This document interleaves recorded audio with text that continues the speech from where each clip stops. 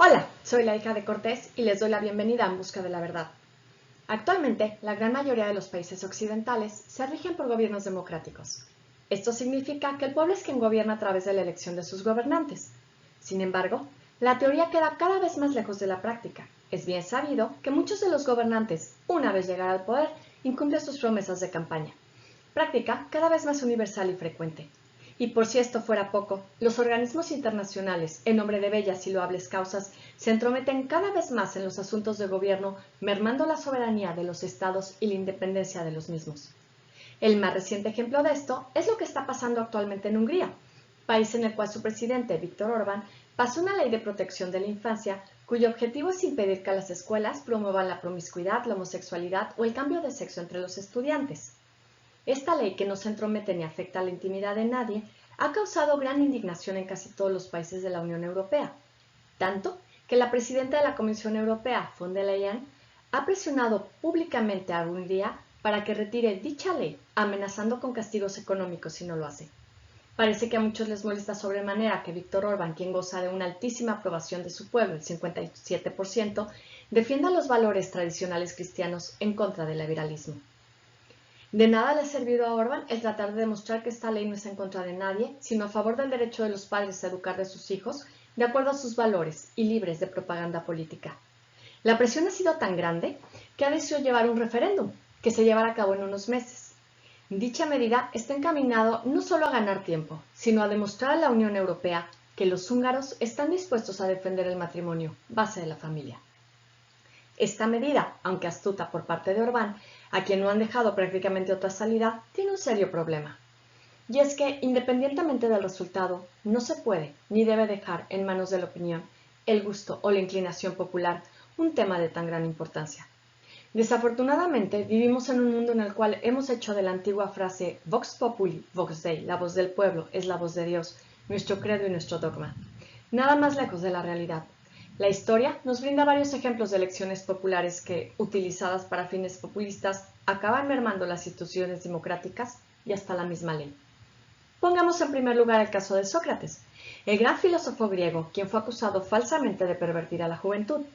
El jurado, formado por 501 ciudadanos, lo condenó con 280 votos. Prosigamos con el más célebre y más importante caso de la historia, el juicio del mismo Cristo. Pilato, que no encuentra culpa alguna en él, lo tortura y lo presenta ante el pueblo, a quien le pregunta a quién debe liberar, si a Jesucristo o a Barrabás, que es un criminal. El pueblo, manipulado y ciego, grita al unísono que debe liberar a Barrabás y crucificar a Cristo. En la época moderna tampoco nos faltan ejemplos. El que fuera primer ministro del Reino Unido, Clement Attlee, llamaba a los referéndums dispositivo alienígena, porque aseguraba con mucha frecuencia es el instrumento del nazismo y el fascismo, pues se refería a que Alemania utilizó los referéndums para autorizar el enorme poder otorgado por el pueblo a Adolfo Hitler, quien en 1934 fue nombrado presidente y canciller de Alemania.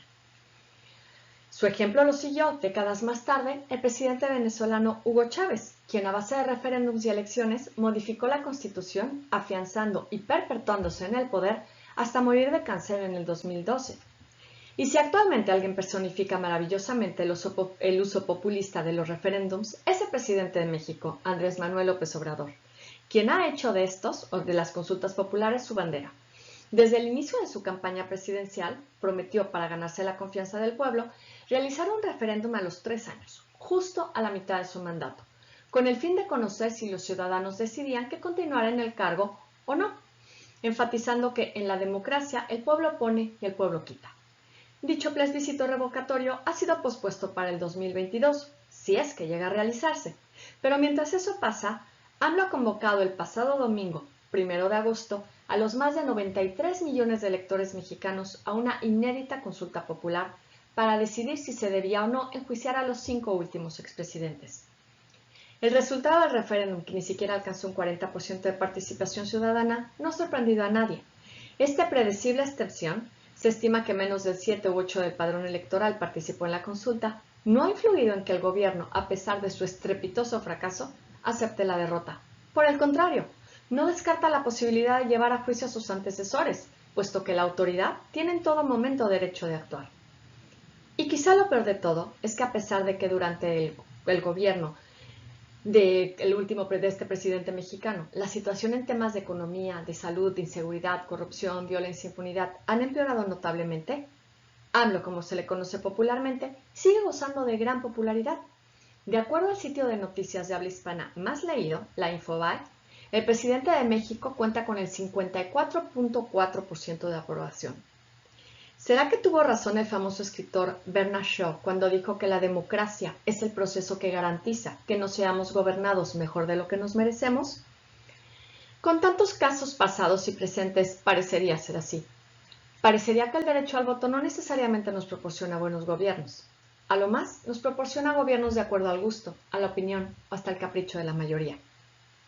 Quizá parte del problema radica en que estamos convencidos de que la democracia per se no solamente la mejor, sino la única forma de gobierno posible. Y esto nos vuelve falsamente optimistas cuando el voto popular favorece nuestra elección y arriesgadamente conformistas cuando sucede lo contrario.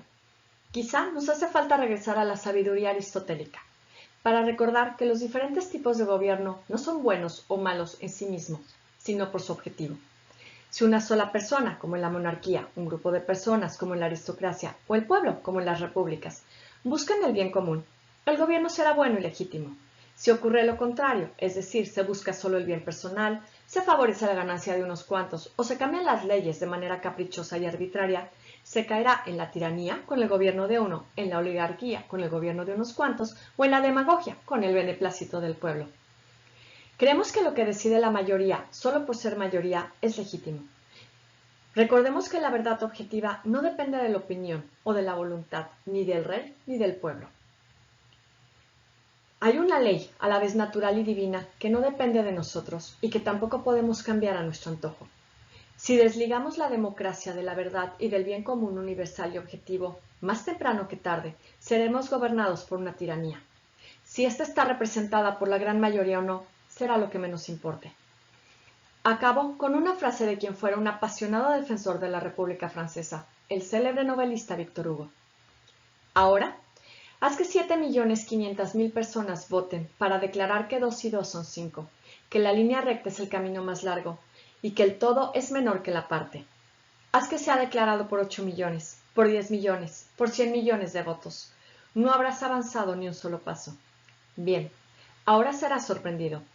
Hay axiomas en probidad, en honestidad, en justicia, así como hay axiomas en geometría. Y las verdades de la moral no están más a merced del voto que las verdades del álgebra. La noción del bien y del mal no puede ser resuelta por el sufragio universal. No depende de una urna electoral el hacer falso lo verdadero e injusto lo justo. La conciencia humana no puede ser sometida al voto. Te espero aquí, en busca de la verdad, volvamos la mirada al cielo. Si te gustó, dale like, reenvíalo y suscríbete. Muchas gracias.